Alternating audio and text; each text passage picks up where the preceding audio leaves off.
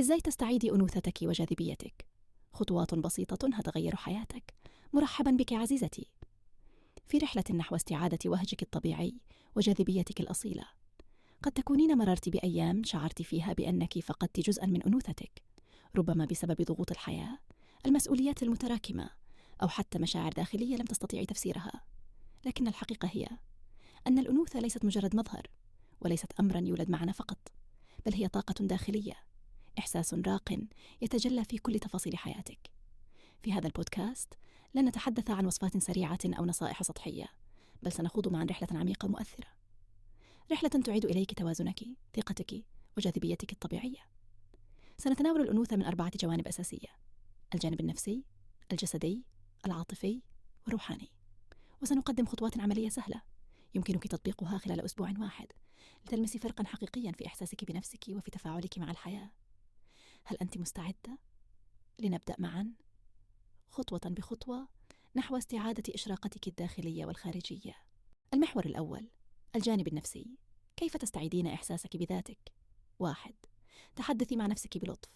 هل لاحظت يوما كيف تتحدثين مع نفسك في داخلك؟ هل تنتقدين نفسك باستمرار؟ الأنوثة تبدأ من الداخل، من احترامك لنفسك وتقديرك لما أنت عليه. جربي هذا التمرين. كل صباح قفي أمام المرآة، انظري في عينيك وقولي بصوت مسموع: أنا جميلة، أنا قوية، أنا أنثى مليئة بالحياة. لا تستهيني بهذه الكلمات، فهي تغرس في عقلك الباطن صورة إيجابية عن نفسك. 2. تخلصي من الضغوط النفسية. المرأة التي تعيش في دوامة التوتر تفقد إشراقتها بسرعة. خصصي وقتا يوميا للراحة، حتى لو كان 10 دقائق فقط. اجلسي في مكان هادئ، اغلقي عينيك وتنفسي بعمق. هذه اللحظات ليست رفاهية، بل هي ضرورة لإعادة توازنك النفسي. 3. أحيطي نفسك بالطاقة الإيجابية. راقبي الأشخاص الذين تقضين وقتك معهم. هل يمنحونك طاقة إيجابية أم يستنزفونك؟ ابتعدي عن كل ما يجعلك تشعرين بالإحباط، وقربي منك من يدعمك ويقدرك.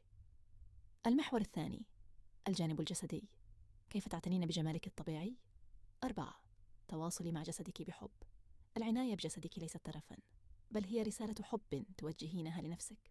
تناولي طعاما صحيا، اشربي الماء بانتظام، وامنحي بشرتك وشعرك الاهتمام الذي يستحقانه.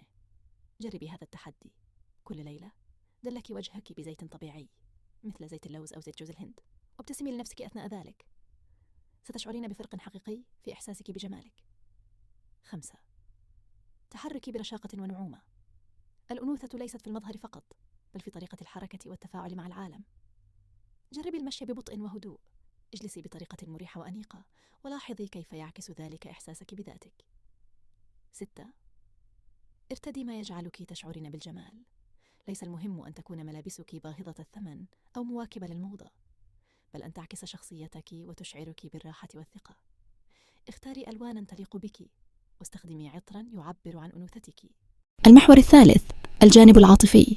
كيف توازنين بين العطاء والحب لنفسك؟ 7. لا تربطي قيمتك برأي الآخرين.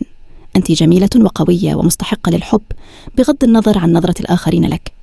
لا تنتظري التقدير من أحد، بل كوني أنت مصدر الحب والدعم لنفسك. 8. مارسي هواياتك بشغف. المرأة التي تعيش بشغف تشع جاذبية طبيعية. لا تجعلي مسؤوليات الحياة تنسيك الأمور التي تحبينها. ارسمي، ارقصي، اقرأي، اكتبي. افعلي ما يجعلك تشعرين بالحياة. 9. تواصلي مع من يحبونك بصدق. أحيانا تعيد إلينا جلسة دافئة مع صديقة محبة، أو حديث صادق مع والدينا، جزءا من طاقتنا المفقودة. لا تبخلي على نفسك بهذه اللحظات. المحور الرابع: الجانب الروحاني. كيف يمنحك الإيمان سلاما داخليا وجمالا حقيقيا؟ 10. الصلاة والعبادة. سر الجمال الداخلي.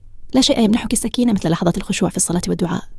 التقرب إلى الله يمنحك طاقة روحية تجعل وجهك مشرقا ونفسك مطمئنة وسعيدة. 11. الشكر والامتنان. كل ليلة اكتبي 3 أشياء تشكرين الله عليها.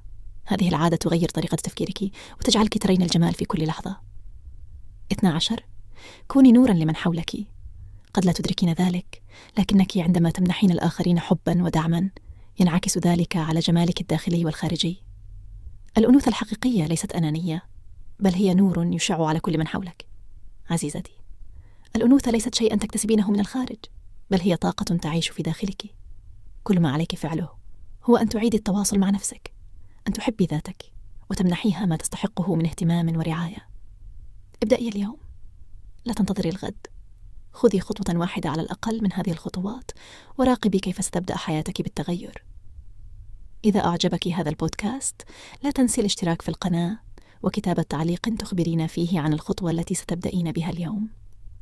وشاركي هذا الفيديو مع من تحبين، فقد يكون سبباً في تغيير حياة امرأة أخرى للأفضل. إلى اللقاء في بودكاست جديد، وكوني دوماً أنثى مشرقة بجمالك الداخلي والخارجي.